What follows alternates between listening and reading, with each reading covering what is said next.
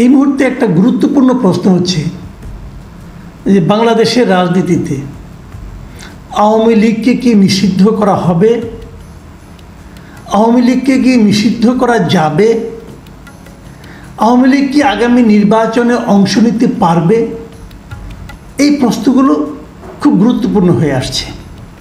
নির্বাচন যতই ঘনিয়ে আসতে থাকবে এই প্রশ্নগুলো বারবার বিভিন্ন ফোরামে, বিভিন্ন অ্যাঙ্গেলে, বিভিন্ন প্রক্রিয়ায় সামনে চলে আসবে এবং সেগুলোর উত্তর কী হবে তা নিয়ে কে কী উত্তর দিল তার উপর নির্ভর করে নানা ধরনের বিরোধও তৈরি হবে এবং এ নিয়ে রাজনীতি চলতে থাকবে। আচ্ছা, আমরা বরং দেখি এখন পর্যন্ত পক্ষগুলি কি কি, কারা নিষিদ্ধ করতে চান, কেন চান, কারা চান না, কেন চান না, এই বিষয়গুলো নিয়ে একটু কথা বলি। এটা এর মধ্যে স্পষ্ট। নিষিদ্ধ করার পক্ষে যারা আছে, যারা নিষিদ্ধ করতে চান, তারা হচ্ছে বৈষম্য বিরোধী ছাত্র আন্দোলন নামে যে সংগঠনটা আছে, তাদের যারা নেতৃবৃন্দ তারা নিষিদ্ধ করতে চান। জাতীয় নাগরিক কমিটি যেটা আছে, তাদেরই একটা ভাতৃপ্রতিম সংগঠন হতে পারে, তারা নিষিদ্ধ করতে চান এবং তাদের যে প্রতিনিধিরা সরকারের মধ্যে আছেন তারা নিষিদ্ধ করতে চান। এই চান, আর কাউকে চাও তো এখন মানে নিষিদ্ধ করতে চায় এরকম খুব একটা শুনি। বিএনপির দু একজন নেতা বিচ্ছিন্নভাবে কথা বলেছেন, তারাও বলেছেন আওয়ামী লীগকে নির্বাচন করতে দেওয়া হবে না, এরকম দু একজন বলেছেন, একদম বলেননি তা না, বলেছেন।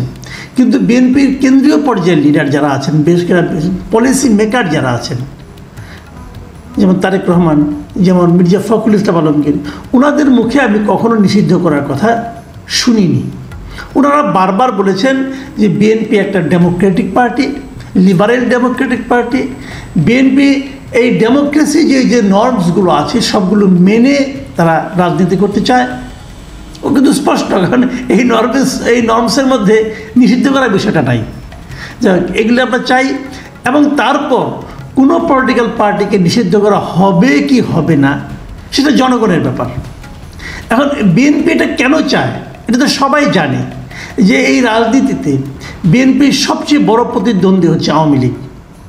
গত 15.5 বছর 16 বছর ধরে বিএনপি বাংলাদেশের রাজনীতিতে সবচেয়ে বেশি অত্যাচারিত, নির্যাতিত হয়েছে আওয়ামী লীগের কাছে। তারপরও বিএনপি কেন চায় না, এটা একটা বিরাট বিশ্লেষণ। এই বিশ্লেষণটা আমি আগামী দিনের জন্য রেখে দিলাম।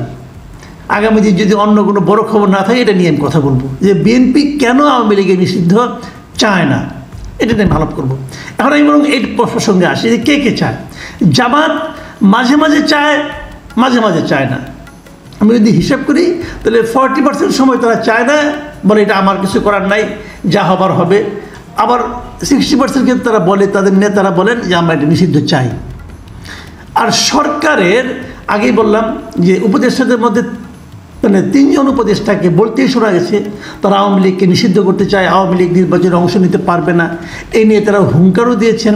সর্বশেষ দেখলাম সপ্তাহখানেক আগে বিএসএসের কাছে একটা ইন্টারভিউয়ে আসিফ মাহমুদ সজীব ভুঁইয়া স্পষ্ট বলেছেন যে আওয়ামী লীগকে নিষিদ্ধ করার জন্য নানা প্রক্রিয়া সরকার শুরু করে দিয়েছে। এটা কীভাবে শুরু করলো আমি জানি না, কারণ এর আগে কয়েক মাস আগে আমরা প্রফেসর ইউনূসকে শুনেছি, উনি বলেছেন, বিভিন্ন ফোরামে বলেছেন, বিভিন্ন পত্রিকাকে বলেছেন, বিভিন্ন মিডিয়াকে বলেছেন যে কোনো রাজনৈতিক দলকে নিষিদ্ধ করার কোনো ইচ্ছা তাদের নাই। এটা বলেছেন উনি। দ্য হিন্দু, ইন্ডিয়ার যে বিখ্যাত পত্রিকা দ্য হিন্দু, সেখানে উনি বলেছেন যে ওনারা কোনো রাজনৈতিক দলকে নিষিদ্ধ করতে চান না। আবার বিদেশি যারা আছে, যেমন ধরেন বিভিন্ন দেশের দূতাবাসে যারা নাকি কর্মকর্তা আছেন, তারা যতবার বাংলাদেশে বিভিন্ন ফোরামে কথা বলেছেন অথবা পররাষ্ট্র মন্ত্রণালয়ে গেছেন, যে সেখানকার যারা পররাষ্ট্র মন্ত্রণালয়ে যারা পররাষ্ট্র উপদেষ্টা আছেন তাদের সঙ্গে কথা বলেছেন, সেখান থেকে বের হয়ে যখন সাংবাদিকে তাকে জিজ্ঞাসা করেছে আওয়ামী লীগের নিষিদ্ধ করা সম্পর্কে, তারা কিন্তু স্পষ্ট বলেছেন যে আমরা চাই না, আমরা চাই যে সকল দল নির্বাচনে অংশ নিক এবং সকল দল অংশ নিয়ে একটা শান্তিপূর্ণভাবে একটা ইলেকশন হোক, এটা তারা বলেছেন। এটা বেশ কয়েকজনই বলেছেন। যুক্তরাষ্ট্রের যে মার্কিন পররাষ্ট্র দপ্তর তাদেরকেও প্রশ্ন করা হয়েছে, তারাও একই কথা বলেছেন যে সবাই অংশ নিক।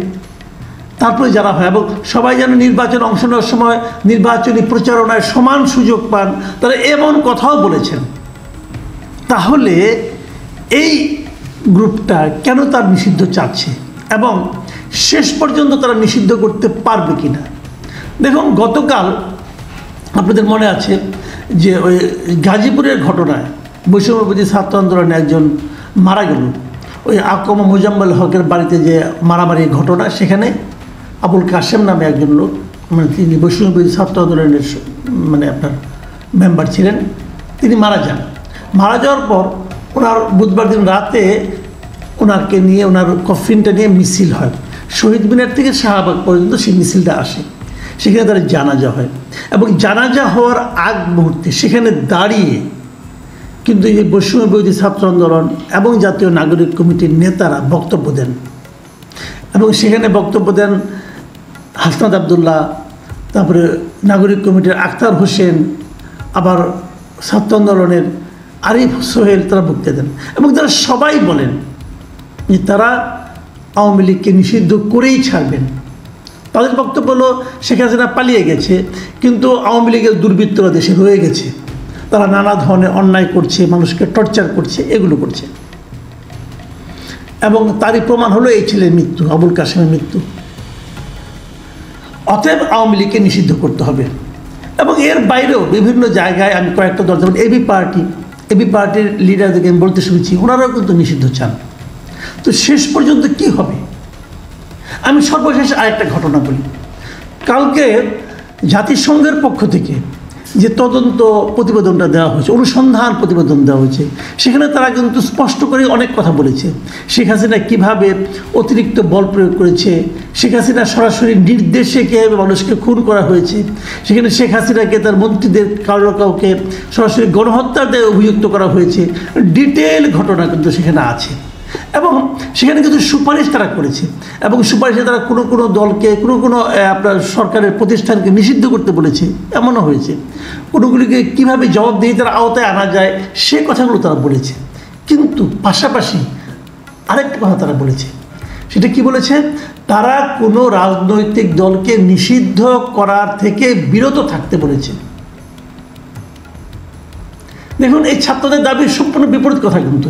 এবং সেখানে কী বলা হয়েছে, আমি আপনাদের কোট আনকোট পড়ে শোনাচ্ছি।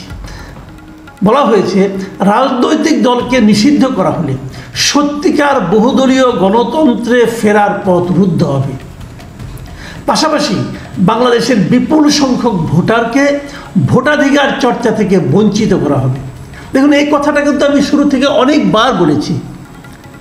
আমি বলেছি যে বাংলাদেশে আওয়ামী লীগ যখন আওয়ামী লীগের অনেক সমর্থক আছে এই দেশে, যারা আওয়ামী লীগকে ভোট দেয়, তারা হয়তো আওয়ামী লীগের যারা লুটপাট করে তাদের মতো লুটপাটে জড়িত না, তারা নির্প্রান্তিক পর্যায়ের লোক, সাধারণ কৃষক, তারাও নৌকা মার্কা ভোট দেয়। কিন্তু শেখ হাসিনার অপরাধের জন্য ওই কৃষককে আপনি দায়ী করতে পারেন না, ওই কৃষককে আপনি তার অধিকার থেকে বঞ্চিত করতে পারেন না। বলেছে বহুবার, বলাতে অনেকে আমাকে আওয়ামী লীগের দালাল বলেছে।